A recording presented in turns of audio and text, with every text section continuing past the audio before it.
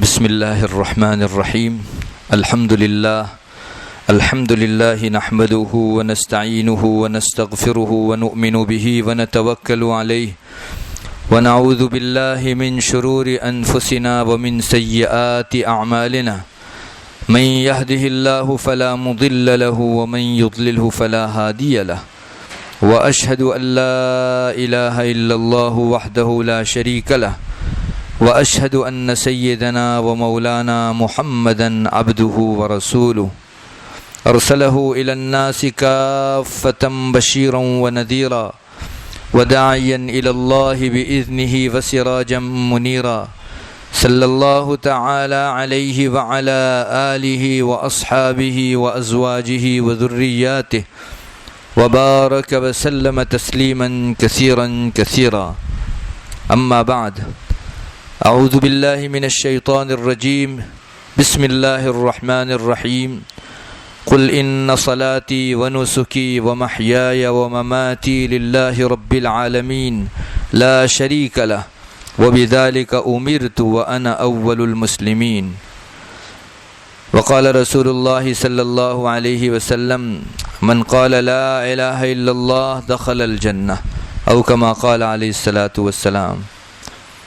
قابل عزت و احترام معزز میری ماں بہنوں، الحمدللہ پچھلی کئی مجلسوں سے میں آپ ماں بہنوں کے سامنے توحید اور اللہ تعالیٰ کی وحدانیت اور اللہ کے ایک ہونے، جس کو ہم گجراتی میں ایکیشور واد کہتے ہیں، اس بارے میں قرآن مجید کی تعلیم اور احادیث مبارکہ کی تعلیم ذکر کر رہا تھا۔ گزشتہ مجلس میں نے آپ کو بتایا کہ کفار و مشرکین بھی اللہ کو مانتے تو ہیں، لیکن اللہ کے ساتھ اوروں کو شریک کرتے ہیں، اور میں نے گزشتہ مجلس میں یہ بھی بتایا کہ وہ اللہ کے ساتھ اور معبودوں کو، بتوں کو اس لیے شریک کرتے ہیں کہ ان کے گمان کے مطابق اللہ تعالیٰ تک پہنچنے میں یہ معبود اور یہ بت ہماری مدد کرتے ہیں، ہمارے سفارشی بنتے ہیں، اور اللہ تعالیٰ سے نزدیکی دلانے میں، اس سے قربت عطا کرنے کے اندر ان بتوں کا ہم کو ساتھ رہتا ہے۔ جیسے کہ دنیاوی بادشاہ کے دربار کا حال ہوتا ہے کہ وہاں ڈائریکٹ کوئی آدمی بادشاہ سے جا کر مل نہیں سکتا، کسی کا واسطہ لگانے کی ضرورت پڑتی ہے، کسی کی سفارش اور شفاعت کی ضرورت پڑتی ہے۔ اللہ تعالیٰ کو بھی انہوں نے ایسا ہی سمجھ لیا۔ اب آج کی مجلس میں یہ بتانا چاہتا ہوں کہ اللہ تبارک و تعالیٰ کی جو توحید ہے، اس میں ہم لوگ جماؤ کیسے پیدا کر سکتے ہیں۔ میری ماں بہنوں، آج دنیا میں آنن فانن مختصر سی غرض کے لیے اپنا دین و ایمان چھوڑ کے کفر اختیار کرنے کی جو واردات پیش آ رہی ہے اور ایسے واقعات ہمارے سامنے آ رہے ہیں، اس کی بنیاد میری نگاہ میں یہ ہے کہ توحید میں جماؤ نہیں ہے۔ اس میں جماؤ پیدا کرنے کی بہت ضرورت ہے، اور توحید میں جماؤ اس لیے پیدا نہیں ہو رہا ہے کہ ہم لوگوں کو وہ طرز، وہ انداز جو توحید کے اندر جماؤ پیدا کرنے کا ہے وہ معلوم ہی نہیں ہے، جبکہ پورا قرآن کریم اس سے بھرا ہوا ہے۔ رسول اکرم صلی اللہ علیہ وسلم نے جاہلیت کے دور میں جو محنت فرمائی وہ بنیادی طور پر اسی کی تھی کہ آپ نے توحید کو اتنا مضبوط کر دیا کہ جس کے بعد بڑی سے بڑی لالچ اور بڑے سے بڑا خوف اور بڑی سے بڑی دھمکی حضرات صحابہ کو ایمان سے ڈاماڈول نہیں کر سکی۔ معزز ماں بہنوں، دنیا میں بہت سارے موضوعات پر گفتگو ہو سکتی ہے، ایک توحید کا موضوع ہے۔ دنیا کے اور سارے موضوعات اور ٹاپکس کے اوپر گفتگو اور توحید کی گفتگو ایسی ہے جیسے کوئی آدمی ہاتھ میں لگے ہوئے کسی پھوڑے کا علاج کرے اور ایک دوسرا آدمی دل کی مضبوطی کا علاج کرتا ہے۔ آپ ان دونوں کے درمیان میں کمپیئر کیجئے، دنیا میں دونوں کی دوائی ملتی ہے کیمسٹوں پر۔ ایک پھوڑے کی جو دوائی ہے، اس کا جو مرہم ہے، وہ جتنے روپیوں کے اندر ملتا ہے اس سے 10 گنا زیادہ، 50 گنا زیادہ دل کی مضبوطی کی دوائی ملتی ہے۔ وجہ یہی ہے کہ جس آدمی کا دل مضبوط بنا تو پھوڑے آٹومیٹک اچھے ہو جائیں گے، اس لیے توحید کا یہ مضمون اپنے اندر اتنی گہرائی رکھتا ہے کہ نہ پوچھیے بات۔ میں آج آپ کو یہی بتانا چاہ رہا ہوں کہ ہماری توحید میں مضبوطی اور جماؤ کیسے آئے۔ معزز ماں بہنوں، یہ وہی بات ہے جس کو رسول اللہ صلی اللہ علیہ وسلم نے حضرات صحابہ میں جاہلیت کے دور کے اندر بڑی محنت کے ساتھ لوگوں میں پھیلایا تھا۔ پہلے تو یہ سمجھ لیجئے کہ اللہ تعالیٰ کا کلمہ توحید جو ہے اس کے دو حصے ہیں، ایک تو لا الہ الا اللہ اور اسی کے ساتھ ساتھ لگا ہوا ہے وحدہ لا شریک لہ۔ رسول اللہ صلی اللہ علیہ وسلم کی رسالت کا مضمون ایک الگ ہے۔ توحید خود دو حصوں میں تقسیم ہے۔ پہلے تو لا الہ الا اللہ کا مطلب اللہ تعالیٰ کے سوا کوئی معبود نہیں، اور دوسرا حصہ ہے وحدہ لا شریک لہ، وہ تنہا ہے، اس کا کوئی ساجی نہیں۔ دونوں چیزوں کا بیک وقت کسی انسان کے پاس ہونا ضروری ہے، تب جا کر وہ پختہ مسلمان کہا جائے گا۔ میری ماں بہنوں، ایک بہت موٹے انداز میں آپ کو سمجھاؤں تو یوں سمجھا سکتا ہوں کہ کسی ذات کی جب ہم کو معرفت ہوتی ہے، پہچان ہوتی ہے، اب تک ہم کسی شخص کو پہچانے ہوئے نہیں ہیں، کسی ذات کو پہچانے ہوئے نہیں ہیں، تو ہم لوگوں کو کامل فائدہ حاصل نہیں ہوتا۔ کسی ذات کی جب پہچان ہوتی ہے تو اس کے احسانات کو جاننا آسان ہوتا ہے، اور جب کسی ذات کے احسان دل و دماغ میں آنے لگتے ہیں تو اس سے محبت پیدا ہوتی ہے، اس ذات سے، اور جس سے محبت پیدا ہوتی ہے اس کا ماننا آسان ہوتا ہے، جس کو اطاعت کہا جاتا ہے۔ اور کسی ذات کی اطاعت میں جب پختگی اور مضبوطی آتی ہے تو اس سے دل میں عقیدت پیدا ہوتی ہے، اور جس سے عقیدت مضبوط ہوتی ہے اس کی عبادت آسان ہوتی ہے۔ یہ ایک پورا راستہ ہے۔ ہمارے اللہ کو ہم لوگ اگر صحیح طریقے سے پہچانیں گے تو اللہ تعالیٰ کے مختلف شعبوں میں ہم پر کیا احسانات ہیں وہ ہمارے دل و دماغ میں آئیں گے، اور اللہ کے احسانات ہمارے دل و دماغ میں آنے شروع ہوئے تو اللہ سے محبت پیدا ہوگی کہ جو رب اتنا احسان کرتا ہے وہ محسن ذات یقیناً محبت کرنے کے قابل ہے۔ پھر اللہ کی محبت ہمارے دلوں میں آئے گی تو اللہ کا کہا ماننا آسان ہو جائے گا، جس کو ہم اطاعت کہتے ہیں۔ عربی میں ایک مشہور کہاوت ہے، ان المرء لمن یحبہ یطیع، انسان جس سے محبت کرتا ہے اس کی مانتا بھی ہے۔ پھر اللہ تبارک و تعالیٰ سے ہمیں محبت ہوگی، اس کی ماننا آسان ہوگا، تو یہ چیز جب جمے گی تو اللہ تعالیٰ سے عقیدت پیدا ہوگی، اور اسی کو عقیدہ کہتے ہیں، اور عقیدے کے بعد عبادت بڑی آسان ہو جاتی ہے۔ معزز ماں بہنوں، اس گر کو سمجھ لینے کی ضرورت ہے۔ ہاں، اللہ تعالیٰ کی توحید کو سمجھنے کے لیے یہ بات ضروری ہے، جیسے دنیا کے اندر اگر آپ کسی کو سفیدی سمجھانا چاہو تو سفید کلر کا ایک پٹا مار دو تو یہ اس سے بھی سامنے والا آدمی سفیدی کو سمجھ لے گا، لیکن اس کی سفیدی کو اور نکھارنا ہو تو اس کے بازو میں ایک کالا پٹا مار دو۔ کالے پٹے کے بازو میں سفیدی جتنی نکھرتی ہے، تنہا سفید پٹا اتنا زیادہ نہیں نکھرتا۔ بس ایسے ہی ہے، یہ معبودان باطلہ ہیں، یہ بت ہیں جن کی دنیا میں لوگ پوجا کرتے ہیں، یہ ہم سے بیگانہ ہیں، ہمارے اپنے نہیں ہیں۔ اس کو اگر ہم لوگ پہچان لیں گے تو اللہ ہمارا ہے، اللہ سے ہم کو اپنائیت ہے، یہ بات سمجھنا آسان ہو جاوے گا۔ قرآن نے باقاعدہ اس پر محنت کی ہے کہ وہ بتوں کی بیگانگی کو لوگوں کے ذہن و دماغ میں ڈالے کہ یہ تمہارے نہیں ہیں، تو اللہ تعالیٰ کی اپنائیت اور اللہ ہمارا ہے، یہ مضمون آٹومیٹک دل کے اندر بیٹھ جاوے گا۔ معزز ماں بہنوں، گزشتہ مجلس میں نے آپ کو بتایا، کفار اللہ کو بھی معبود مانتے ہیں اور بتوں کی بھی پوجا کرتے ہیں۔ ہم اسلام کے اندر یہ چاہتے ہیں کہ نہیں، بت کچھ نہیں ہے، اس پر چوکڑا مار دینے کی ضرورت ہے، ہمارا رب ہی معبود ہے، اس کے سوا کوئی بھی معبود نہیں ہے۔ معزز ماں بہنوں، میں آج آپ کو یہ بتانا چاہتا ہوں کہ یہی معبود جن کے اوپر یہ کفار مر مٹتے ہیں اور جن کے مقابلے میں ایک جملہ سننے تیار نہیں ہوتے، اور ان کا جب نام لیا جاتا ہے تو ان کے دلوں میں خوشیوں کی لہر دوڑ جاتی ہے، اور اللہ کا نام لیا جاتا ہے تو ان کو وہ خوشی نہیں ہوتی جو ان کے بتوں کے نام لیے جانے کے موقع سے خوشی ہوتی ہے۔ اللہ فرماتا ہے دنیا میں ان کا بتوں کے ساتھ یہ رشتہ جتنا مضبوط ہے اتنا ہی کل قیامت کے دن بلکہ موت ہی سے کٹ جائے گا، اور یہ رشتہ اتنا ہی زیادہ کمزور ہے جتنا دنیا کے اندر یہ لوگ اس کو مضبوط سمجھتے ہیں۔ اور قرآن کریم نے اس کے لیے ایک اتنا بہترین انداز اپنایا ہے کہ میں اور آپ جو ہے اپنی طرف سے یہ انداز رکھ نہیں سکتے۔ آنکھیں بند ہونے کے بعد یہ بت ان کو کتنے کام آئیں گے، اور ان بتوں کے ساتھ آخرت میں ان پجاریوں کا معاملہ کیا ہوگا، اس کا نقشہ قرآن کریم نے 10 جگہوں کے اوپر کھینچا ہے۔ میں آپ کو ٹھیٹ سمجھا دوں تو یہی بت جو جن سے ان کو محبت ہے، کل قیامت کے دن انہی بتوں سے ان کو دشمنی ہوگی۔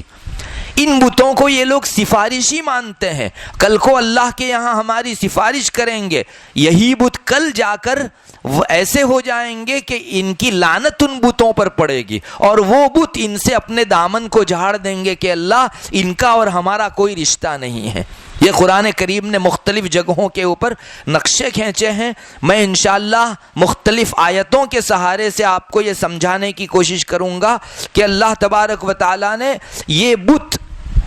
جو ان پجاریوں کے دل میں ان کی محبت جو آ گئی ہے، اللہ تعالیٰ نے ان بتوں کو کتنا بیگانہ بیان فرمایا ہے۔ پہلی بات تو یہ ہے کہ ان بتوں کے ساتھ ان لوگوں کی مستقل لڑائی ہوگی،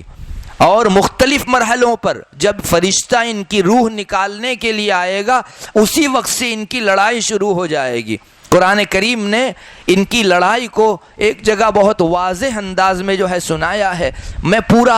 پوری آیت ہی آپ کے سامنے ذکر کرتا ہوں تاکہ آپ کو اندازہ ہو کہ جہنم میں جانے کے بعد ان حضرات کا بتوں کے ساتھ جو سنواد ہوگا، جو مکالمہ ہوگا، آپس میں ایک دوسرے کے ساتھ یہ جو بات کریں گے، قرآن کریم نے ان کا نقشہ کس طرح سے کھینچا ہے۔ قرآن کریم جو توحید کے بارے میں مضمون لاتا ہے وہ اتنا سیدھا سادہ ہے کہ ایک عامی سے عامی آدمی کو سمجھ میں آ جائے کہ بت کیا کہیں گے اور لوگ جو ہے ان کو آپس میں کیا کہیں گے۔ انشاءاللہ میں آپ کے سامنے قرآن کریم کی وہ آیات پیش کرتا ہوں جس سے آپ کو اندازہ ہوگا کہ ان دونوں کے درمیان میں کیا بات چیت ہوگی۔ اللہ 19ویں پارے میں فرماتا ہے وَأُزْلِفَتِ الْجَنَّةُ لِلْمُتَّقِينَ، پرہیزگاروں کے سامنے جنت لائی جائے گی۔ وَبُرِّزَتِ الْجَحِيمُ لِلْغَاوِينَ، جو لوگ گمراہ ہیں، بت کے پجاری ہیں، ان کے لیے جہنم سامنے کر دی جائے گی۔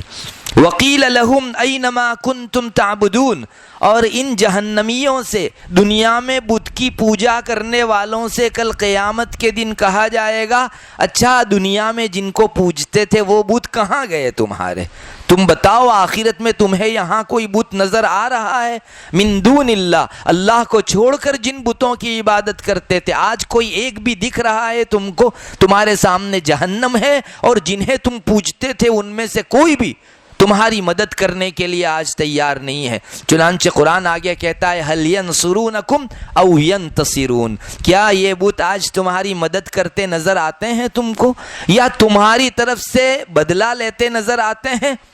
چنانچہ اتنا کہنے کے بعد اللہ تعالیٰ سارے بت کے پجاریوں کو جہنم میں اوندھے منہ ڈال دے گا۔ فَكُبْكِبُوا فِيهَا هُمْ وَالْغَاوُونَ، سب کو اوندھے منہ، بتوں کو بھی اور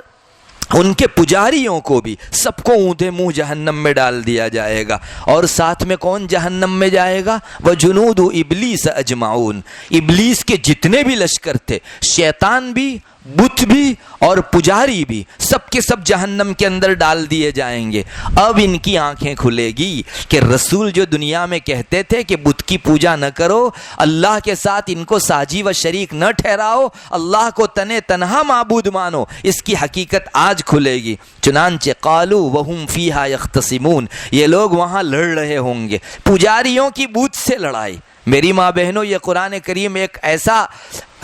خاص منظر کھینچتا ہے کہ دنیا میں اگر کوئی آدمی اس سنواد کو، اس مکالمے کو اپنے دل و دماغ میں رکھ لے تو ہرگز وہ بت کی پوجا کے لیے ایک گھڑی بھی دنیا میں تیار نہ ہو۔ قرآن کہتا ہے یہ اپنے بتوں سے لڑیں گے کل، اور کیا کہیں گے؟ تاللہ ان کننا لفی ضلال مبین، اللہ کی قسم ہم لوگ تو کھلی گمراہی میں تھے دنیا میں۔ یہ وہ بت جن کے سامنے اپنا ماتھا ٹیکتے تھے، جن کے سامنے پوجا کرتے کرتے تھکتے نہیں تھے، ان بتوں کو یہ لوگ کہیں گے کہ تمہاری پوجا کر کے ہم تو پوری زندگی کھلی ہوئی گمراہی میں رہے۔ اچھا کیا جرم تھا تمہارا جس کی وجہ سے تم گمراہی میں رہے؟ اذ نسویکم برب العالمین، ہم نے تم کو اللہ جو رب العالمین ہے اس کے برابر کر کے دکھلا دیا۔ تو یہ ہماری سب سے بڑی غلطی تھی کہ تم تو مخلوق تھے اور اللہ معبود و خالق تھا، ہم نے تم مخلوق کو بھی خالق کے مقام پر پہنچا دیا۔ تو تم بتوں کو اللہ کے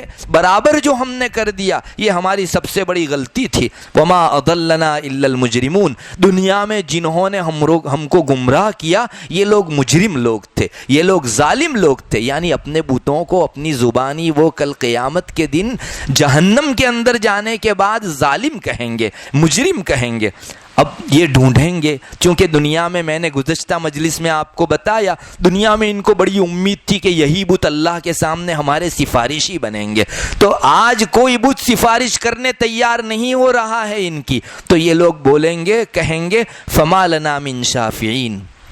آج کوئی بھی ہماری سفارش کرنے والا موجود نہیں ہے، ولا صدیق حمیم، اور کوئی محبت کرنے والا دوست بھی آج ہمارا جہنم کے اندر نہیں ہے۔ پھر یہ ایک تمنا کریں گے کہ جب یہ بت کام نہیں آئے، ان کی سفارش کام نہیں آئی، فلو ان لنا کرۃ فنکون من المؤمنین، اے کاش ہم کو دنیا میں واپس جانے کا موقع ملے تو ہم بھی اللہ پر ایمان لائیں گے اور بتوں کا انکار کریں گے۔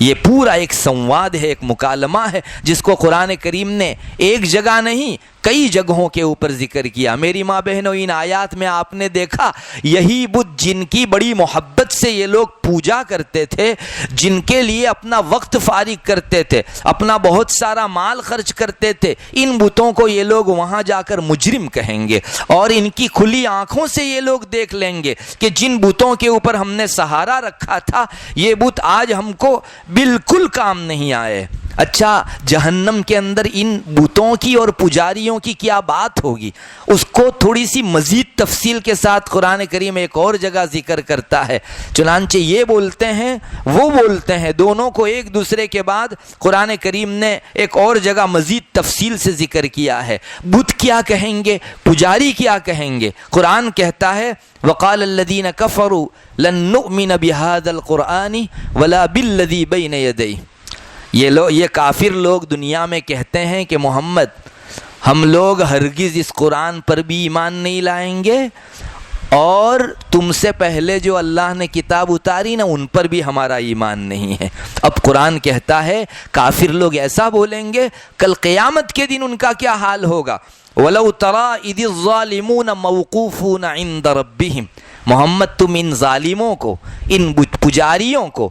کل اللہ کے یہاں محشر میں دیکھیں گے تو وہ اپنے رب کے سامنے کھڑے کیے جائیں گے۔ یرجع بعضهم الى بعض القول، یہ اپنی ساری شکایت کو بتوں کے سر پر ڈالیں گے، اور بت لوگ جو ہے اپنی ساری شکایتوں کو ان پجاریوں کے سر ڈالیں گے۔ یہ جو گمراہی ہوئی دنیا کے اندر، ہر ایک دوسرے پر، جس کو ہم گجراتی میں کہتے ہیں ڈھولنے کی کوشش کرے گا۔ بت کہیں گے کہ تمہاری اپنی گمراہی تھی، اور یہ لوگ کہیں گے کہ تم بتوں کی وجہ سے ہم گمراہ ہوئے۔ قرآن اس کو تفصیل سے ذکر کرتا ہے، چنانچہ قرآن کہتا ہے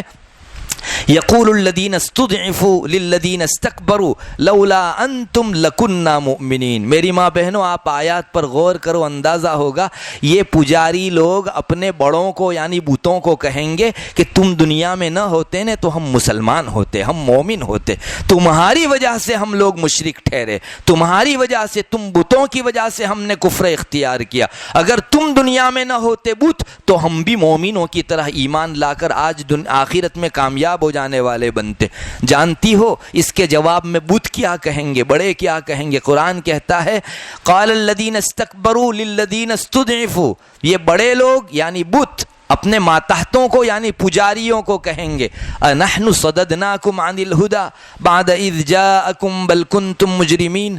پجاری نے جب یوں کہا کہ تم بت نہ ہوتے تو ہم مومن ہوتے. تو اس پر بت جواب دیں گے ہم نے ہدایت کا راستہ روک رکھا تھا تمہارا, ایمان لانا چاہیے تھا تم کو, بلکہ ایمان نہ لا کر کفر اختیار کر کے ہماری پوجا کر کے تم نے خود جرم کیا, تم نے خود گناہ کیا. ہمارے سر پر مت ڈالو, ہم بتوں نے تمہارا راستہ بھی نہیں روکا تھا. چنانچہ دنیا میں کتنے لوگ تھے جو محمد الرسول اللہ صلی اللہ علیہ وسلم کی دعوت پر ایمان لے آئے, اور تم نے اپنی بلا سے محمد پر ایمان لانے سے اپنے آپ کو جو ہے دور رکھا. اب واپس چھوٹے لوگ, پجاری لوگ کہیں گے وقال الذین استضعفوا للذین استکبروا, پجاری لوگ اپنے بتوں سے کہیں گے بل مکر اللیل والنہار اذ تأمروننا ان نکفر باللہ ونجعل له اندادا. اصل میں بات یہ ہے کہ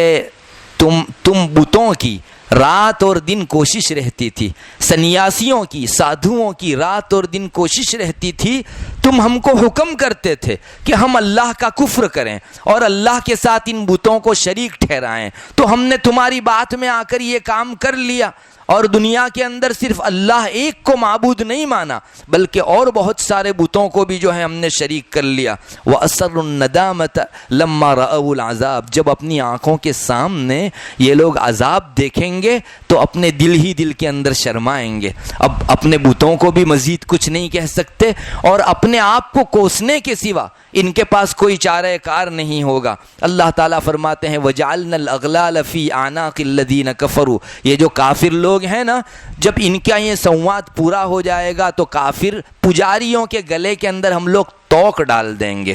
اور اللہ تعالیٰ ان کو ان کے کیے ہوئے ہی کی سزا دے رہے ہیں, اور کسی کام کی نہیں. جو انہوں نے دنیا میں شرک کیا,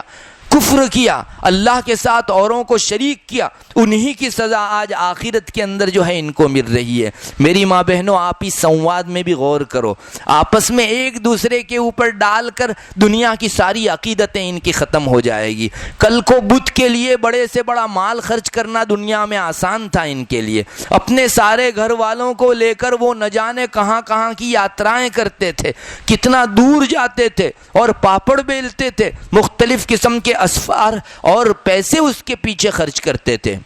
آج جب ان کو کچھ بھی کام نہیں آیا تو اللہ تبارک و تعالیٰ کی طرف سے جو ہے ان کے دلوں میں ڈالا جائے گا, اور یہ آپس میں ایک دوسرے کے ساتھ ایسی لڑائی لڑیں گے جو دنیا میں ایک پڑوسی اپنے پڑوسی کے ساتھ نہیں لڑا کرتا. ان کا رشتہ سچی بات یہ ہے کہ اتنا کمزور ہوگا کہ وہ معمولی تھوڑی سی چیز کے اندر ٹوٹ کے رہ جاوے گا. قرآن کریم ان کے رشتے کو ایک جگہ بیان کرتا ہے, آپ نے بھی دیکھا ہوگا, یہ کروڑیا رہتا ہے, مکڑی رہتی ہے, اس مکڑی کا جالا رہتا ہے. دنیا میں بہت سارے پرندوں کے بھی گھر ہیں, انسانوں کے بھی گھر ہیں, جانوروں کے بھی گھر ہیں, لیکن ان سارے گھروں میں سب سے زیادہ کمزور گھر اگر دنیا میں کسی کا ہو سکتا ہے تو وہ مکڑی کا جالا, یہ کروڑیے کا جو گھر ہوا کرتا ہے وہ سب سے کمزور گھر. اللہ تعالیٰ نے اس کی مثال دی کہ کافر پجاریوں کا جو رشتہ اپنے معبودوں کے ساتھ ہے وہ ایسا کمزور ہے جیسے کروڑیے کا اپنا گھر ہوا کرتا ہے. قرآن کریم اس کو کہتا ہے مثل الذین اتخذوا من دون اللہ اولیاء کمثل العنکبوت, جنہوں نے اللہ کو چھوڑ کر بتوں کی پوجا کی, ان کی مثال ایسی ہے جیسے کہ یہ کروڑیے کا مکان ہوا کرتا ہے اور مکڑی کا جالا ہوا کرتا ہے. اتخذت بیتا, یہ مکڑی اور یہ کروڑیا اپنا گھر تعمیر کرتا ہے, جالا تنتا ہے. وَإِنَّ أَوْهَنَ الْبُيُوتِ لَبَيْتُ الْعَنْكَبُوتِ, دنیا کے سارے گھروں میں سب سے کمزور گھر اگر کسی کا ہو سکتا ہے تو وہ یہ کروڑیے کا ہے. اللہ فرماتا ہے کروڑیے کا جالا جیسا ہوتا ہے, مکڑی کا جالا جتنا کمزور ہوتا ہے ویسا ان پجاریوں کا اللہ کے علاوہ جن کی انہوں نے پوجا کی ان بتوں کے ساتھ کا رشتہ کمزور ہے. چنانچہ یہ رشتہ ایک چٹکی کے اندر کل قیامت کے دن ختم ہو جائے گا. انہوں نے اپنی پوری عمر اس بت کی چاکری کے اندر گزاری, اس بت کی سیوا میں گزاری, لیکن ایک چٹکی کے اندر ان کے درمیان کا یہ رشتہ ختم ہو جائے گا. اور یہ رشتہ کیسے ختم ہوگا؟ قرآن کریم ایک اور جگہ اس کو بہت وضاحت کے ساتھ ذکر کرتا ہے. میری ماں بہنوں, آیت کا ترجمہ میں کر رہا ہوں, آپ اپنی نگاہ کے اندر اس کا مضمون بھی رکھیے تاکہ اندازہ آپ کو ہو کہ قرآن کریم ہمارے درمیان میں کون سا مضمون ذکر کرنا چاہتا ہے. قرآن کہتا ہے وَمِنَ النَّاسِ مَن يَتَّخِذُ مِن دُونِ اللَّهِ أَندَادًا يُحِبُّونَهُمْ كَحُبِّ اللَّهِ، اللہ کو چھوڑ کر ان کافروں نے جن کو بت بنا رکھا ہے، اپنا معبود بنا رکھا ہے، یہ اپنے بتوں سے ایسی محبت کرتے ہیں جیسے ان کو اپنے سچے رب سے یعنی اللہ سے محبت کرنی چاہیے. یعنی انہوں نے محبت کا حق بتوں کو دے دیا، جبکہ یہ برتن دل کا اللہ کی اپنی محبت کے لیے اللہ تعالیٰ نے دیا تھا. قرآن یہاں یہ کہنا چاہتا ہے کہ انہوں نے ہاتھ سے اور پاؤں سے تو پوجا کی، لیکن اپنا دل بھی انہوں نے بتوں کو دے دیا، جبکہ یہ دل اللہ کا حق تھا. قرآن کریم آگے کہتا ہے والذین آمنوا اشد حبا للہ، ان بتوں کے پجاریوں کو بت سے جتنی محبت ہے نا، مومنوں کو اللہ سے اس سے کہیں زیادہ محبت ہے. میری ماں بہنوں، یہ اللہ تعالیٰ نے مومنوں کی تعریف فرمائی اور ان کافروں کو بتایا کہ تمہیں مومنوں جیسا ہونا چاہیے تھا، جنہوں نے اپنے دل کے اس برتن کو غیر اللہ کی محبت سے بھرنے کے بجائے اللہ تعالیٰ کی محبت سے بھرا. اللہ مثال دیتا ہے، ایگزامپل دیتا ہے اور کہتا ہے کہ تمہارے دل کو تم نے بت کی محبت سے بھرا، اس سے بہتر ہوتا، ضروری ہوتا، واجب ہوتا کہ تم لوگ جو ہے اپنے دل کو اللہ کی محبت سے بھرتے. پھر قرآن کہتا ہے وَلَوْ يَرَى الَّذِينَ ظَلَمُوا إِذْ يَرَوْنَ الْعَذَابَ، کل قیامت کے دن جب اللہ کے یہاں محشر کے میدان میں یہ لوگ اپنی کھلی آنکھوں سے اللہ کا عذاب دیکھیں گے تو ان کو یقین ہو جائے گا ان القوۃ للہ جمیعا، آج سارا زور اللہ کا ہے، ساری قوت طاقت اللہ کی ہے. ہم لوگ دنیا میں کہا کرتے تھے کہ یہ بت بارش برساتا ہے، لکشمی دیوی پیسہ دیتی ہے، سرسوتی دیوی علم دیتی ہے. آج ہم کو معلوم ہو گیا کہ پیسوں کی، اکونومی کی، معاشیات کی، آرتھک جو امور ہیں ان کی ساری طاقت بھی اللہ کی، علم کی، ودیا کی، شکشن کی جو کچھ طاقت ہے وہ بھی سب اللہ تبارک و تعالیٰ کی ہے. وَأَنَّ اللَّهَ شَدِيدُ الْعَذَابِ، اور انہیں اللہ تعالیٰ کے عذاب کو دیکھ کر اس کا بھی یقین ہو جائے گا کہ سب میں سب سے زیادہ بڑا عذاب دینے والا اللہ ہی ہے. اچھا، جب ان کے سامنے یہ عذاب محشر میں بالکل کھلی آنکھوں آ جائے گا تو اس وقت یہ بت جو ہیں ان کو بھی کھڑا کیا جائے گا، پجاری بھی وہاں کھڑے ہوں گے. جانتی ہو بت کیا کہیں گے ان پجاریوں کو؟ اِذْ تَبَرَّأَ الَّذِينَ اتُّبِعُوا مِنَ الَّذِينَ اتَّبَعُوا وَرَأَوُا الْعَذَابَ وَتَقَطَّعَتْ بِهِمُ الْأَسْبَابُ. جب یہ بت جن کی پوجا کی جاتی تھی وہ اپنے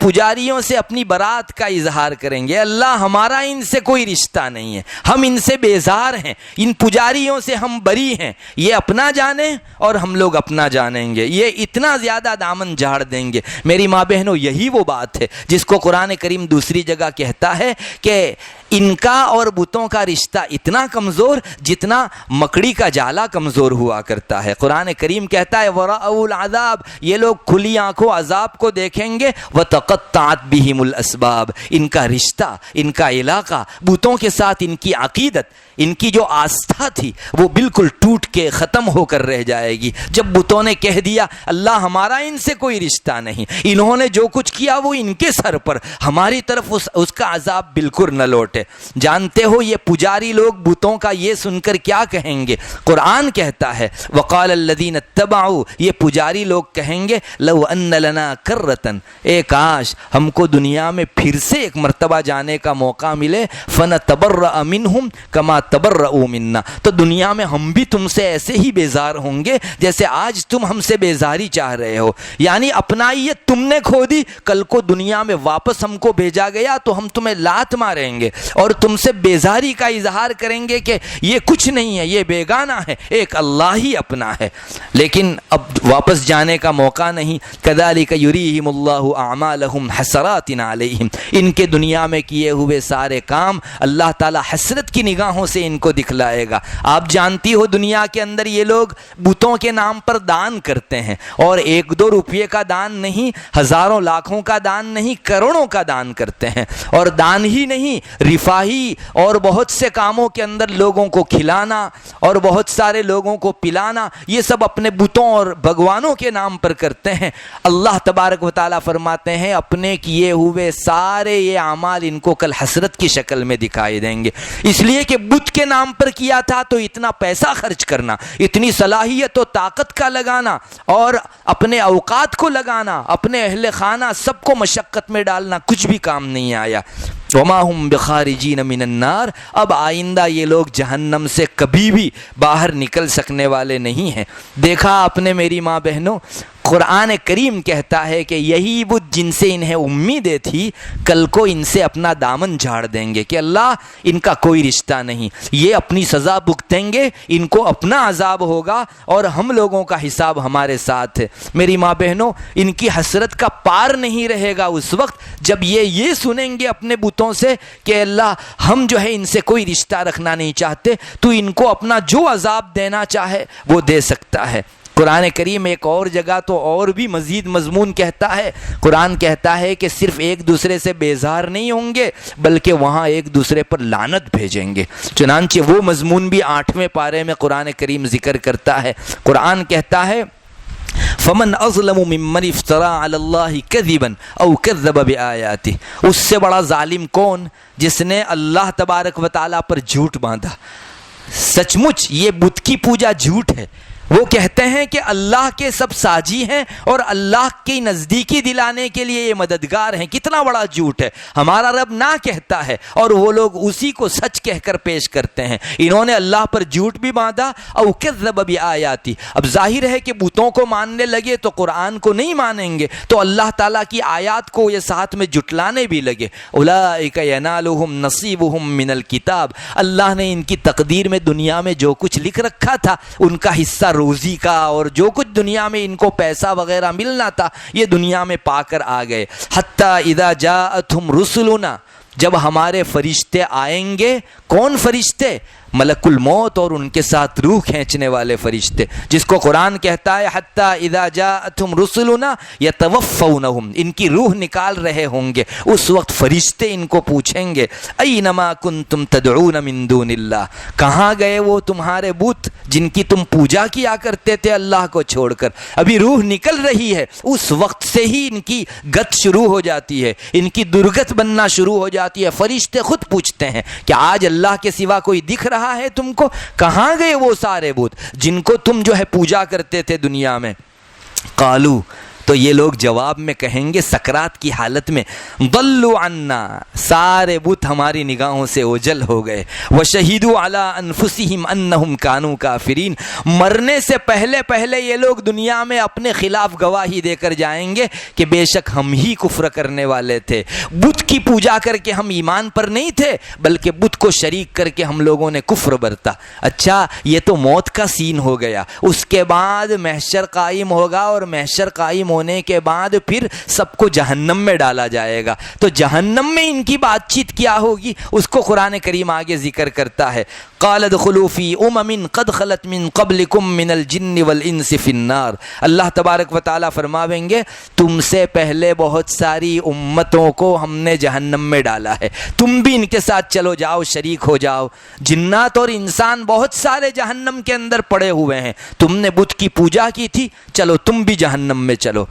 اللہ فرماتا ہے کلما دخلت امت لعنت اختہا، جب بھی کوئی جماعت جہنم میں داخل ہوگی تو ان سے پہلے جن بتوں کو اور جن اگلوں کو ڈال دیا گیا تھا ان پر لعنت بھیجے گی کہ تم پر لعنت ہو، کم سے کم تم لوگ تو سیدھے راستے پر ہوتے تو ہم سیدھے راستے پر ہوتے، تم نے ہم کو دنیا کے اندر اللہ کی وحدانیت نہیں سکھلائی بلکہ اللہ کے ساتھ شریک کرنا ٹھہرایا۔ دیکھا، یہی پجاری اپنے بتوں کو، اپنے آباء و اجداد کو، اپنے سنیاسیوں کو اور سادھوؤں کو گالی دیں گے، لعنت و پھٹکار بھیجیں گے۔ اچھا پھر کیا ہوگا؟ حتی اذا ادارکوا فیہا جمیعا، جب جہنم میں ساری جماعتیں اکٹھی ہو جائے گی، قالت اخراہم، تو یہ بعد میں آنے والے لوگ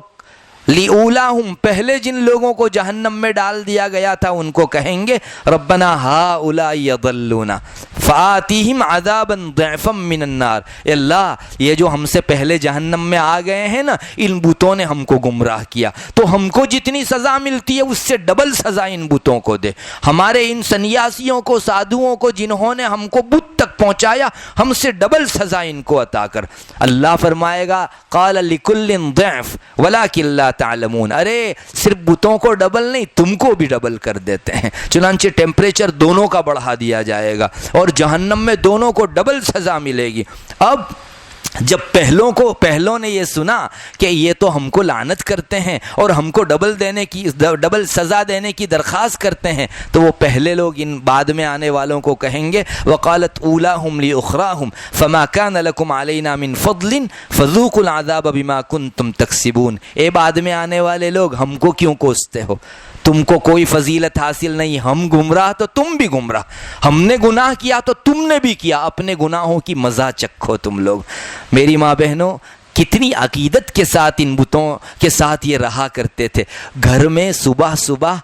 بیدار ہو کر اپنی نیند قربان کر کے یہ وہاں جا کر پوجا کرتے تھے، اپنے اہل خانہ کو جگاتے تھے، خوب پیسہ خرچ کرتے تھے، نہ جانے کس طریقے سے اپنے بتوں کی پوجا کرتے تھے، اتنی ساری محنتیں ان کی رائیگاں جائے گی، اور یہی بت جو آج ان کے سجدے کے سامنے ہے کل کو ان کی لعنت کے سامنے ہوا کریں گے، ان کی زبان سے ان بتوں کے اوپر جو ہے باقاعدہ پھٹکار بھیجی جائے گی اور لعنت جو ہے ڈالی جائے گی۔ اللہ کرے یہ نقشے آج جیتے جی ہم اپنی نگاہوں میں رکھیں۔ آج ہم کو ارتداد کی دعوت دی جاتی ہے تو کس چیز کی دعوت دی جاتی ہے؟ تم اللہ کو تنہا پوجنا چھوڑو، اللہ کے ساتھ اور بتوں کو بھی شریک کرنا سیکھو۔ آپ سمجھ سکتی ہو کس کی دعوت دی جا رہی ہے؟ آپ کو دعوت دی جا رہی ہے کہ آپ ان بتوں کی پوجا کر کے اپنی زندگی کی ان گھڑیوں کو ضائع کر دو، اور آج آپ جو عقیدت سے پوچھتی ہو کل حسرت و افسوس کے ساتھ اللہ سے ملو۔ اللہ کرے مسلمان ان مناظر کو آج ہی دنیا میں سیکھنے والا، دیکھنے والا ہو جائے کہ کل کو یہ بت کسی کل کام نہیں آ سکیں گے۔ میری ماں بہنوں میں یہاں رک کر آپ کو پوچھتا ہوں، میرے رب نے یہ سب جو نقشے کھینچے ہیں یہ نقشے کیا سچ مچ نہیں ہیں؟ بالکل ایسا ہی نہیں ہوگا؟ ارے بالکل ہمارے رب نے جیسا کہا ویسا ہی کل قیامت کے دن ان کے درمیان میں ہونے والا ہے۔ اگر ہمارے درمیان میں کوئی آدمی آسٹریلیا سے، امریکہ سے آئے اور وہاں کے احوال بیان کرے، وہ ہمارے رشتہ داروں میں سب سے معزز، سب سے نیک آدمی تھا، تو وہ ہم کو جب واقعات ذکر کرتا ہے تو ہم کو کتنا یقین آ جاتا ہے۔ یہ آخرت کے منظر ہمارا رب ذکر کرتا ہے کہ کل کو ایسا ہونا ہے، تو ہم کو کیوں یقین نہیں آتا؟ میری ماں بہنوں مجھے تو اتنا یقین ہے کہ کوئی ان جہنم میں بتوں اور پجاریوں کے درمیان کے سنوادوں کو تھوڑا غور سے دیکھ لے، کبھی انشاءاللہ مشرک نہیں ہو سکتا۔ بتوں پر سے ان کی آستھا یکلخت ختم ہو جائے گی، بیک وقت ختم ہو جاوے گی، اور کبھی ان کے دلوں میں اللہ کے علاوہ کسی کی وحدانیت بیٹھ نہیں سکتی۔ اللہ کرے ہم سب لوگ اس چیز کو پہچاننے والے بنے، اور اگر اس چیز کو نہیں پہچانا میری ماں بہنوں، نہیں قرآن کریم نے ذکر کیا کہ ان کے لیے سوائے حسرت کے کل قیامت کے دن اور کچھ نہیں ہوگا۔ یہ لوگ آپس میں ایک دوسرے پر پھٹکار بھیجیں گے، ایسا نہیں کہ صرف چھوٹے لوگ پھٹکار بھیجیں گے، بلکہ قرآن کریم آگے جا کر ایک موقع پر یہ بھی کہتا ہے کہ بڑے چھوٹوں پر اور چھوٹے بڑوں پر دونوں ایک دوسرے کے اوپر لعنت بھیجیں گے۔ کیا برا منظر ہوگا جہاں ایک دوسرے کے ساتھ آستھائیں لگی ہوئی تھیں، ایک دوسرے کے ساتھ عقیدت لگی ہوئی تھی، یہی عقیدت لعنت میں پلٹ جائے گی۔ قرآن کریم ایک جگہ منظر کھینچتے ہوئے کہتا ہے وقال انما اتخذتم من دون اللہ اوثانا مودۃ بینکم فی الحیاۃ الدنیا،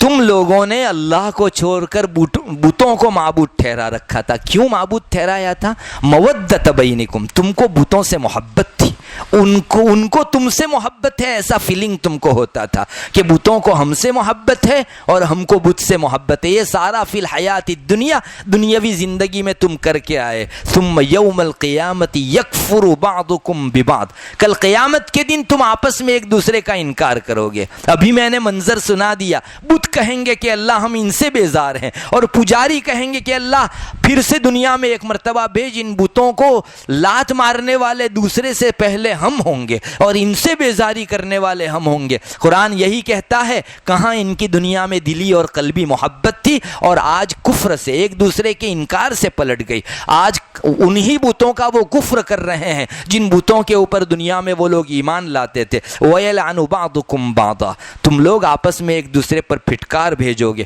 وَمَأْوَاكُمُ النَّارُ، تم سب لوگوں کا ایک ہی ٹھکانہ جہنم۔ وَمَا لَكُم مِّن نَاصِرِينَ، تمہارا وہاں کوئی اللہ کو چھوڑ کر مددگار نہیں ہوگا۔ میری ماں بہنوں، یہاں رک کر غور کرو، کیا بتوں سے ان پجاریوں کو محبت نہیں ہے؟ دنیا میں اگر آپ ان کے خلاف کوئی جملہ بولیں گے تو لڑنے بھڑنے تیار ہو جائیں گے۔ جیسے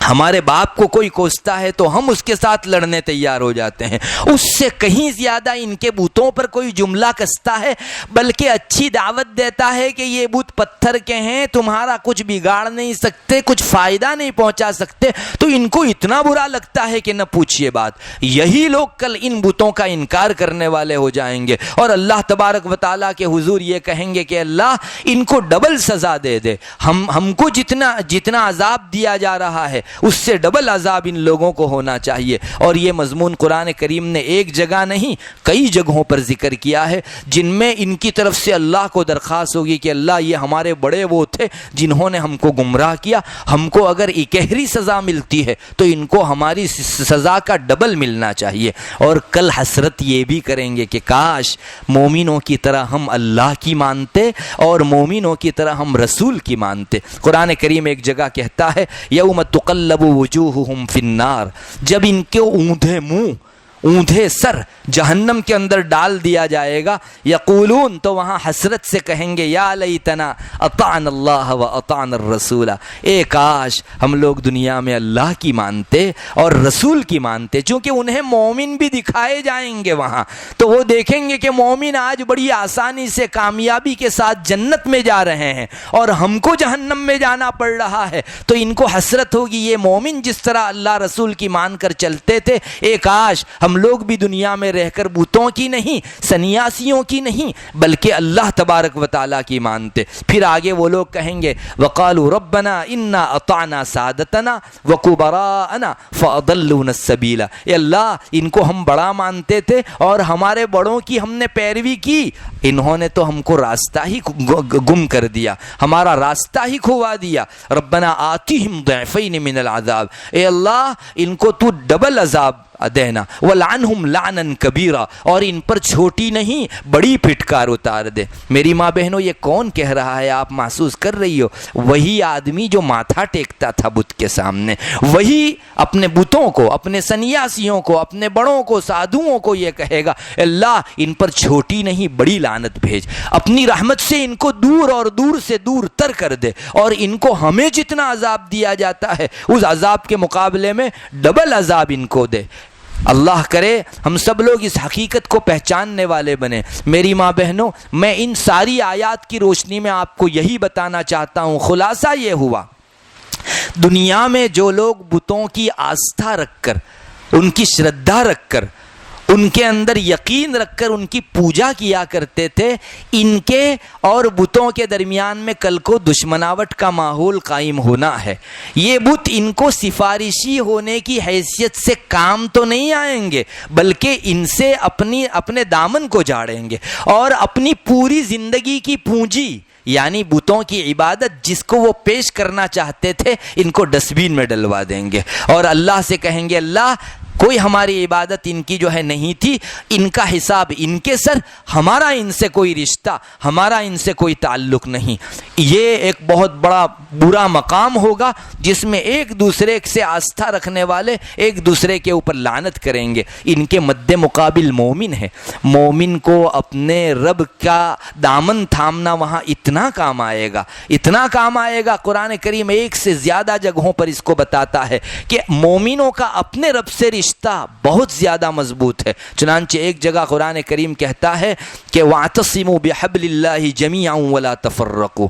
لوگوں اللہ تعالیٰ کی رسی کو مضبوطی سے تھام لو۔ کون سی رسی ہے یہ؟ الحمدللہ میں اور آپ جس ایمان پر ہیں یہ ایمان اللہ کی رسی ہے، اور یہی رسی مضبوطی کے ساتھ جس نے تھام لی اللہ تعالیٰ ان کا دنیا میں بھی بیلی ہے اور آخرت کے اندر بھی بیلی ہے۔ صرف یہی نہیں کہ اللہ پر ایمان لاؤ بلکہ ان بتوں کی معبودیت کا انکار کرو، یہ بھی اللہ کے کڑے کو مضبوطی کے ساتھ پکڑ لینے کے درجے کی چیز ہے۔ قرآن کہتا ہے لا اکراہ فی الدین، دیکھو دین کے بارے میں کوئی زبردستی نہیں ہے۔ فَمَن يَكْفُرْ بِالطَّاغُوتِ وَيُؤْمِن بِاللَّهِ فَقَدِ اسْتَمْسَكَ بِالْعُرْوَةِ الْوُثْقَى، جو لوگ بتوں کا انکار کریں اور اللہ پر ایمان لائیں سمجھو انہوں نے مضبوط رسہ تھام لیا۔ میری ماں بہنوں جانتی ہو جنہوں نے دنیا میں اللہ پر ایمان لا کر بتوں کی معبودیت کا انکار کیا ہو ان لوگوں کے ہاتھ میں ایک مضبوط کڑا آ گیا، لن فصام لہا، اس کڑے کو کبھی چھوٹنا نہیں ہے۔ اتنا مضبوط کڑا ہے کہ اللہ کے یہاں بھی ان کو کامیابی دلائے گا اور دنیا کے مختلف مرحلوں میں بھی ان کو کامیاب کرے گا۔ ان مومنوں کو کل قیامت کے دن محشر کے میدان میں بڑا خوف جو ہے وہ ڈرا نہیں سکے گا۔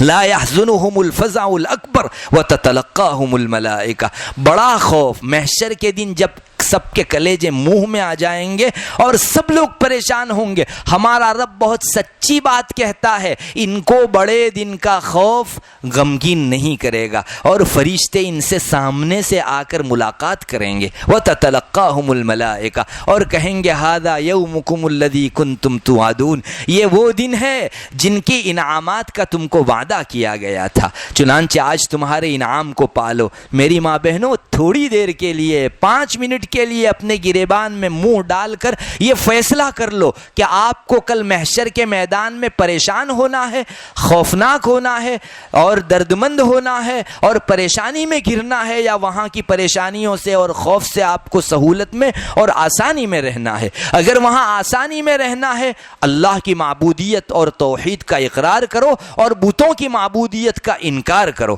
یہ بھی کہو لا الہ الا اللہ، اللہ کے سوا کوئی معبود نہیں، اور یہ بھی کہو وحدہ لا شریک لہ، وہ تنہا ہے، اس کے ساتھ کوئی ساجی کوئی شریک نہیں ہے۔ ان دونوں چیزوں کو جس نے بول دیا اور اپنے دل کی آواز بھی شامل کر لی سمجھو اس نے اللہ پر ایمان بھی قبول کر لیا اور بتوں کا کفر کرنے کا جو فریضہ اس پر تھا وہ بھی اس نے جو ہے ادا کر دیا۔ اور اللہ کہتا ہے جس نے یہ 2 کام کر لیے اس نے مضبوط کڑے کو تھام لیا۔ میری ماں بہنوں ایک آدمی بلڈنگ پر سے گر رہا ہو، اس کے ہاتھ میں ایک کمزور رسہ آئے تو اس کو اب گروں تب گروں کا خوف ہوگا، اور ایک دوسرا وہ ہے جس کے لیے باقاعدہ ایک مضبوط کڑا رکھا گیا اور اس کو اپنی پوری طاقت سے وہ پکڑے ہوئے ہے۔ آپ بتائیے ان دونوں میں سے کون بے خوف ہے اور کون خوف میں ہے؟ وہ جس نے ہلکا پھلکا بلکہ سمجھو مکڑی کا جو جالا ہے اتنا کچا جو ہے ایک رسہ پکڑ رکھا ہے، یہ کفار ہیں جنہوں نے بتوں کا سہارا لے رکھا ہے، اور جنہوں نے اللہ پر ایمان کا سہارا لیا مضبوط کڑے کو اپنی پوری طاقت سے انہوں نے تھام لیا ہے۔ یہ بے خوف لوگ ہیں، ان کو کوئی خوف نہیں ہے۔ جس کے ہاتھ میں مضبوط کڑا ہے اس کو گرنے کا خوف بھلا کہاں سے ہو سکتا ہے؟ اور یہ کفار انہوں نے گرنے سے بچنے کے لیے کوئی رسہ اور کڑا نہیں پکڑا ہے بلکہ انہوں نے ایک مکڑی کا جالا پکڑا ہے۔ آپ بتائیے یہ کب وہاں کھڑا رہ سکتا ہے، ٹھہر سکتا ہے؟ اس آدمی کی ہلاکت میں شبہ کیا ہو سکتا ہے؟ الگ الگ پیرایوں میں قرآن کریم نے اللہ پر ایمان کو اور کفار کے بتوں کے پوجنے کو مثال سے بیان کیا ہے۔ اللہ کرے ان مثالوں کو ہم دنیا کے اندر سمجھنے والے بنے۔ اگر ایک مرتبہ ان آیات کے اوپر ہم لوگ غور کریں گے تو ہم کو اطمینان ہو جائے گا کہ اللہ کے یہاں فرشتے ہمارا استقبال کریں، وہ ہم کو ویلکم کہیں اور ہم کو یہ کہیں کہ تمہارا ڈر جتنا دنیا میں تم کو رکھنا تھا اللہ کا ڈر رکھ لیا، آج آخرت میں کوئی ڈر نہیں ہے تم کو، اللہ کے یہاں اب کوئی خوف کی بات نہیں ہے۔ لا خوف علیہم ولا هم یحزنون، نہ کوئی خوف ہوگا ان کو اور نہ یہ غمگین ہوں گے۔ آپ کو اس جماعت میں سے ہونا ہے یا ان لوگوں میں سے ہونا ہے جن کو موت کے موقع سے ہی خوف شروع ہو جاتا ہے۔ اللہ کی وہ آیت جو میں نے ابھی آپ کو ترجمہ کر کے سنائی دل کو دہلا دینے والی ہے۔ میری ماں بہنوں جہنم میں جانے کے بعد ان کی جو لڑائی ہوگی محشر میں کھڑے کھڑے جو لڑائی ہوگی وہ ہوگی، لیکن یہ ابھی مر رہے ہیں، اسی موقع پر بت کا حوالہ دے کر فرشتے ان کو گرز مار رہے ہوں، سر کا اتنے زور سے ان کے سر پر مار رہے ہوں کہ ان کا دماغ باہر نکل آئے، اور ابھی سے ہی ان کو تانا دیا جا رہے ہو کہ بلاؤ اپنے بتوں کو، جن بتوں کی تم پوجا کیا کرتے تھے۔ تو ایک تو موت کی نازک گھڑی، اتنا سکرات کا سخت عالم، اور اس وقت فرشتوں کی طرف سے یہ مار کہ کہاں گئے تمہارے معبود، یہیں سے ان کی پریشانی شروع ہو جائے گی۔ اللہ کے واسطے میری ماں بہنوں، رحم کرو اپنی اس سکرات کی نازک گھڑی کے اوپر، ایمان لاؤ اور سکرات کی گھڑی آسانی سے گزارو، اور ایمان نہ لا کر اس گھڑی کو پریشان اور در پریشان بنانے سے اپنی حفاظت کرو۔ ہمارے لیے ہم خوف کا ماحول آئندہ نہ قائم کریں بلکہ بے خوفی کا عالم قائم کریں، اس کا خاص اہتمام کرنے کی ضرورت ہے۔ میری ماں بہنوں، میں تو آپ کو کہوں گا کہ اللہ کے حضور ہم لوگ مستقل یہ بھی دعا کیا کریں کہ اے اللہ، دنیا میں ہم نے تیری عبادت کر کے توحید انجام دے کر جو کچھ کیا اس کو تو ہمارے لیے آخرت میں کام والا بنا، اور ہم سے دنیا میں اگر کوئی چیز چک ہو گئی، بھولے انجانے میں بت پرستی یا بت پرستی کی شکل کی کوئی چیز ہو گئی، اے اللہ دنیا ہی میں معاف کر دے۔ ہم شرک سے معافی مانگتے ہیں، ورنہ اس چیز سے معافی نہیں مانگی گئی تو چھوٹے چھوٹے یہ شرک جم کر اتنا بڑا ہو جاوے گا، کل کو جان نکلنے کے موقع سے فرشتے ہم کو گرز مار کر یہ نہ کہیں کہ بتاؤ تم جس کو شریک کرتے تھے وہ کہاں چلے گئے۔ اللہ ہماری موت کے موقع سے بھی حفاظت فرمائے، محشر میں کھڑے رہنے کے موقع سے بھی حفاظت فرمائے، اور جہنم میں جانے سے بھی ہماری حفاظت فرمائے۔ میری ماں بہنوں، میں آخری الفاظ میں کہوں تو یہ کہہ سکتا ہوں، جنہوں نے ایمان اللہ ہی پر رکھا وہ حضرات اپنی آخرت کی کامیابی کا سامان کر رہے ہیں، اور جنہوں نے اللہ کے ساتھ کسی کو شریک ٹھہرایا یہ آخرت میں اپنی ناکامیابی اور حسرت اور اللہ تعالیٰ کے یہاں خوف کے قائم کیے جانے کا انتظام کر رہے ہیں۔ اللہ تعالیٰ ہمیں سمجھ عطا فرماوے اور اس پر شکر کی توفیق دے کہ ہم جس راستے ایمان پر چل رہے ہیں یہ اللہ کے یہاں اعزاز دلانے والا ہے، اور اللہ نے ہمیں جس راستے کفر سے بچا رکھا ہے اللہ تعالیٰ نے ہم کو خوف والے عالم کے اپنے لیے قائم کرنے سے حفاظت کر رکھی ہے، اور بڑے خوف کے دن سے اللہ تعالیٰ نے ہمیں محفوظ فرما رکھا ہے۔ اللہ اسی حالت کو تا موت ہمارے ساتھ قائم دائم رکھے۔ ہم جیسے ایمان کے ساتھ موجود ہیں اللہ اسی ایمان کے ساتھ آخری گھڑی تک ہم کو پہنچائے، اور اس دنیا سے رخصت ہم ایسے حالت میں ہو رہے ہوں کہ زندگی کے سارے شرک کفر وغیرہ سے ہم توبہ کر چکے ہوں، اور اللہ کے یہاں مکمل 100% ایمان کے ساتھ ہم لوگ رخصت ہو رہے ہوں۔ اللہ تبارک و تعالی ہم سب کو کہنے سننے سے زیادہ عمل کی توفیق عطا فرماوے۔ وآخر دعوانا الحمدللہ رب العالمین۔ دعا کر لیجئے۔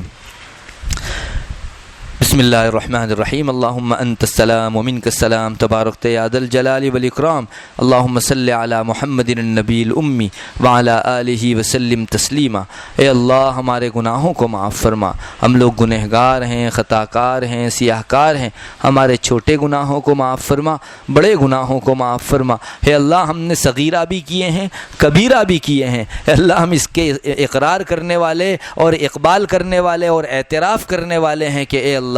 ہم سے بہت ممکن ہے کہ جانے انجانے کوئی شرک کا کام ہو گیا ہو۔ اللہ ہم ان سارے شرک سے توبہ کرتے ہیں۔ اللہ تو نے تو فرمایا ہے کہ اللہ سارے گناہوں کو بخش دینے والا ہے۔ اللہ ہم شرک سے، کفر سے، فسق سے، فجور سے، زندقے سے، الحاد سے توبہ بھی کرتے ہیں اور آپ کی پناہ میں بھی آتے ہیں۔ اے اللہ ہمارے جو برادران وطن اور دنیا میں اور بہت سارے لوگ ہیں جو بتوں کی پوجا میں اپنی کامیابی سمجھتے ہیں، اللہ قرآن کریم کی ان زندہ آیات کو ان تک بھی پہنچانے اور ان کے بھی ایمان کے اندر باریابی کے اللہ شکلیں پیدا فرما دے۔ ہماری بہت ساری خواتین اور مرد ایمان کھو کر ارتداد کا شکار ہو چکے ہیں، اللہ توحید کا مضبوط کڑا چھوڑ کر تارے عنکبوت پکڑنے کے لیے وہ گئے ہوئے ہیں، مکڑی کا جالا تھامنے کے لیے وہ گئے ہوئے ہیں۔ اللہ ان کو واپس مضبوط کڑے کی طرف لے آ کیا، اور اے اللہ ہمارے جن اسباب کی وجہ سے ہماری اولاد ارتداد کا شکار ہو رہی ہے ان اسباب کو بند کرنے کی توفیق دے، ہمارے درمیان میں توحید کا، ایمان کا زیادہ سے زیادہ چرچا ہو، اس کی توفیق عطا فرما، اور ان مضامین کو جس نے ایک مرتبہ جاہلیت کے مشرکوں میں تہلکہ مچا دیا تھا، کھلبلی مچا دی تھی، اللہ پھر سے آج ہمارے درمیان میں ان آیات کو زندہ تابندہ فرما دے، ہماری عملی زندگی میں اس کو لے آ، اور ہماری نگاہوں کے سامنے سے اس کو بار بار گزار کر اپنے ایمان کی مضبوطی حاصل کرنے کی توفیق عطا فرما۔ اللہم انا نسألک من خیر ما سألک منہ نبیک محمد صلی اللہ علیہ وسلم ونعوذ بک من شر ما استعاذ منہ نبیک محمد صلی اللہ علیہ وسلم، انت المستعان وعلیک البلاغ ولا حول ولا قوة الا باللہ، سبحان ربک رب العزة عما یصفون وسلام علی المرسلین والحمد للہ رب العالمین برحمتک یا ارحم الراحمین۔